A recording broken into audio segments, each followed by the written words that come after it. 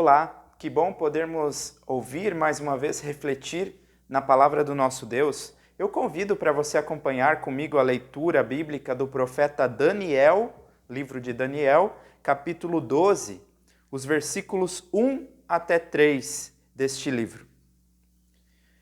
Nesse tempo se levantará Miguel, o grande príncipe, o defensor dos filhos do teu povo, e haverá tempo de angústia, qual nunca houve, desde que houve nação até aquele tempo. Mas naquele tempo será salvo o teu povo, todo aquele que for achado inscrito no livro. Muitos dos que dormem no pó da terra ressuscitarão, uns para a vida eterna, e outros para a vergonha e horror eterno. Os que forem sábios, pois, resplandecerão como o fulgor do firmamento, e os que a muitos conduzirem à justiça, como as estrelas, sempre e eternamente. Palavra do nosso Senhor, que é lâmpada para os nossos pés e luz para os nossos caminhos. Amém. E eu desejo que a graça de nosso Senhor Jesus Cristo, o amor de Deus nosso Pai e a comunhão do Espírito Santo esteja com todos que acompanham esta mensagem. Meus queridos irmãos e irmãs, imagine agora uma pintura, uma obra de arte de um pintor. Nesta pintura, nós vemos um pouco mais à frente um riacho, águas. Um pouco mais atrás desse riacho, podemos ver algumas ovelhas, um rebanho de ovelhas. E atrás desse rebanho de ovelhas, o pastor que está conduzindo essas ovelhas. E bem lá no fundo, tem montanhas, nuvens, o céu. Quem retratou essa paisagem, quando olhou essa paisagem, viu coisas que estavam muito perto, como esse riacho, coisas que estavam um pouco mais distantes, como o pastor lá atrás das ovelhas, e coisas que estavam muito distantes, como aquelas montanhas ao fundo e as nuvens. Assim também são as profecias bíblicas. Muitas delas relatam acontecimentos que aconteceriam ainda muito em breve, outros que demorariam um pouco mais de tempo para acontecer e outros que até hoje ainda não se concretizaram, que até hoje ainda são aguardados. Assim, desta maneira, são as profecias bíblicas. Jesus Cristo também fez um sermão profético. Neste sermão profético, ele falou de coisas que aconteceram pouco tempo depois. Ele falou, por exemplo, da destruição do templo em Jerusalém. Essa destruição aconteceu no ano 70 depois de Cristo. Muitos dos discípulos de Cristo, dos seus primeiros seguidores, ainda estavam vivos nessa época e puderam testemunhar a concretização dessa profecia. Outras coisas da qual Jesus Cristo falou, guerras, terremotos, catástrofes, são coisas que já aconteciam lá naquela época, mas que ainda hoje continuam acontecendo no nosso tempo. E Jesus Cristo ainda falou de outras coisas, as quais nós aguardamos até agora, como, por exemplo, o retorno do Filho do Homem, vindo sobre as nuvens, que seria visto por todos. Não sabemos quando isso acontecerá. O propósito das profecias bíblicas não é que a gente faça um cronograma, uma cronologia, tentando prever quando e como acontecerão as coisas. Mas o propósito, na verdade, é nos manter vigilantes e nos dar esperança diante de tudo que nós vemos acontecendo em nosso mundo. O texto bíblico que nós lemos agora também, do profeta Daniel, é um texto que nós dizemos que é de estilo apocalíptico. Quando a gente fala no estilo, no gênero literário apocalíptico, o primeiro livro que nos vem à mente é o próprio livro de Apocalipse. Mas não somente o livro de Apocalipse, muitos outros textos na Bíblia seguem esse gênero, esse estilo literário apocalíptico. Quais são as características de um texto apocalíptico? Usa-se muitas figuras de linguagem, muitas ilustrações, metáforas, também por isso são textos difíceis de se interpretar. Falam de acontecimentos futuros, falam do final dos tempos. Assim também é o texto bíblico do profeta Daniel.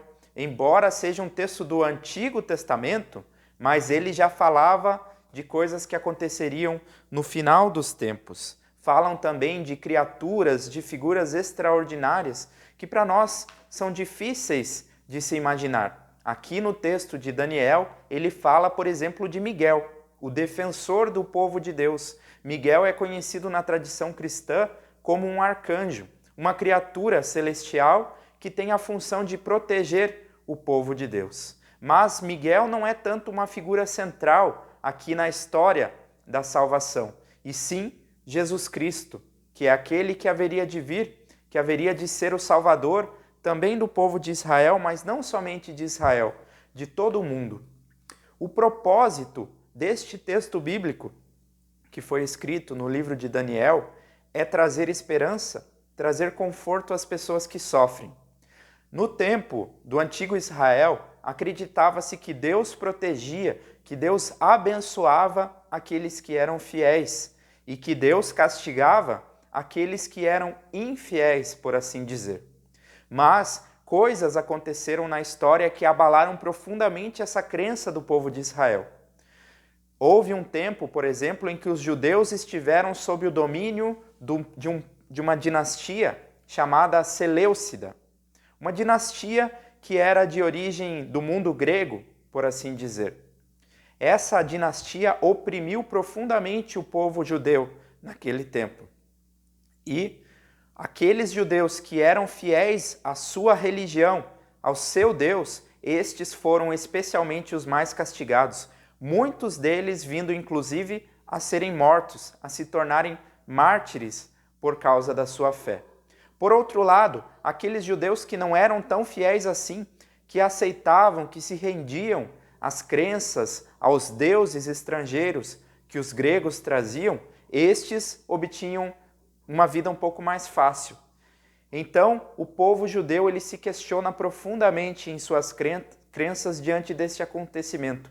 Afinal de contas, vale a pena continuar sendo fiel a Deus quando justamente aqueles que são mais fiéis, estes é que estão sendo perseguidos, estão sendo mortos?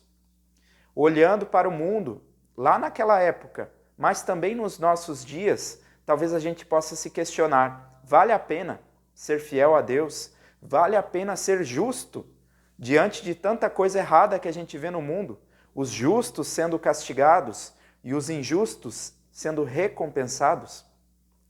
Então Daniel vai trazer à tona uma crença que para nós cristãos é fundamental até os dias de hoje.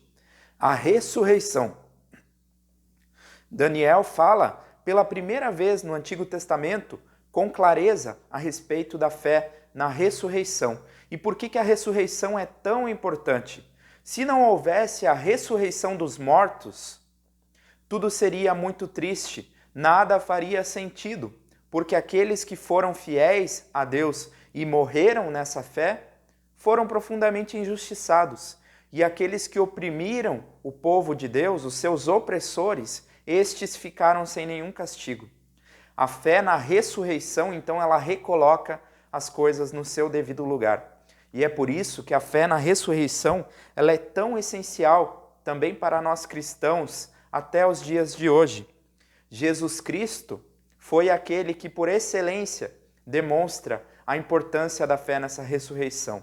Sem a ressurreição, Jesus Cristo foi um homem justo que foi injustiçado, que morreu, e a partir dali não existe mais justiça, nada mais faz sentido.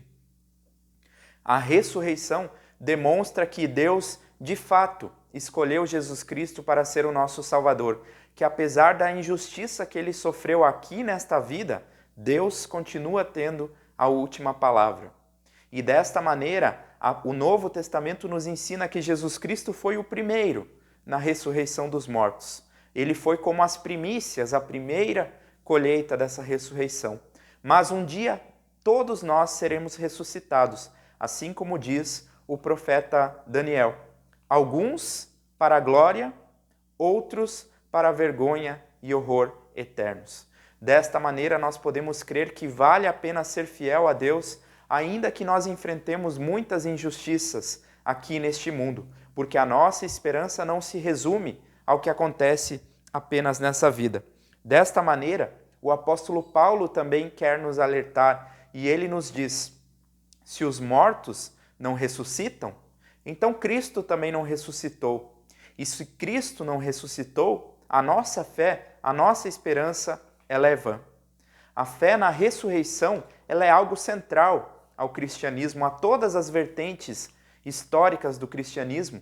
Ela é algo central na pregação de Jesus Cristo, é central também na Bíblia Sagrada, nas Escrituras Sagradas. Mas, infelizmente, essa fé muitas vezes é deixada de lado por outros tipos, outras formas de espiritualidade. Mas o apóstolo Paulo nos deixa muito claro, se nós não cremos, se nós não mantemos acesa essa esperança da ressurreição, então tudo é em vão.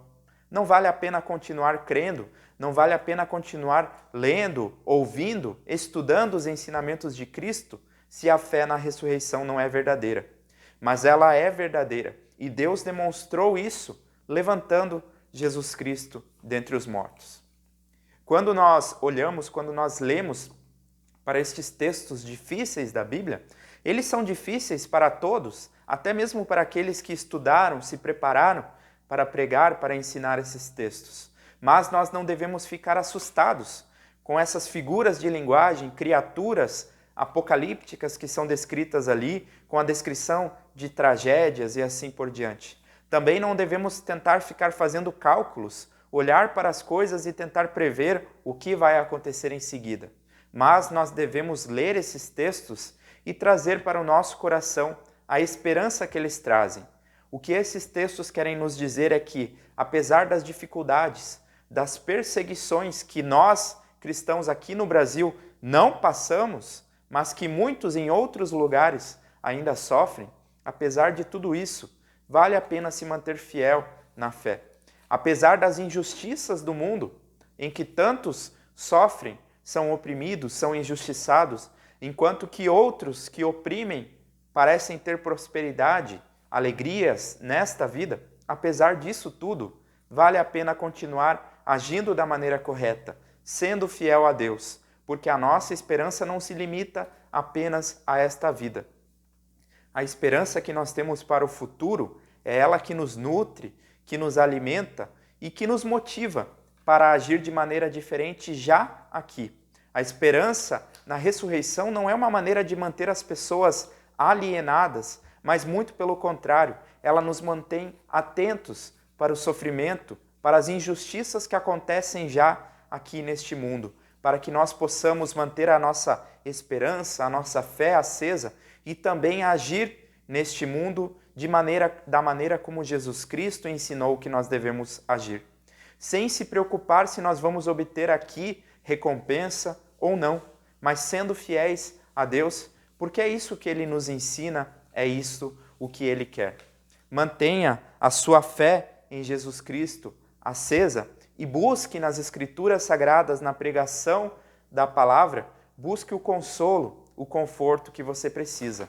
Pode ser que você esteja passando por muitos sofrimentos, mas vale a pena permanecer fiel a Deus, porque há uma recompensa, há uma glória futura que nós não podemos nem descrever, nem ao certo saber como é que será, mas tudo valerá a pena, porque a nossa recompensa não são bens materiais, não são coisas deste mundo, mas a nossa recompensa é Jesus Cristo. Aquilo que nós desejamos, aquilo que nós precisamos para satisfazer a nossa alma, Deus já providenciou e se chama Jesus Cristo, nós teremos este encontro com Ele. E assim que a paz de Deus, que excede a todo o nosso entendimento, esta paz guarde nossas mentes e corações em Cristo Jesus. Amém.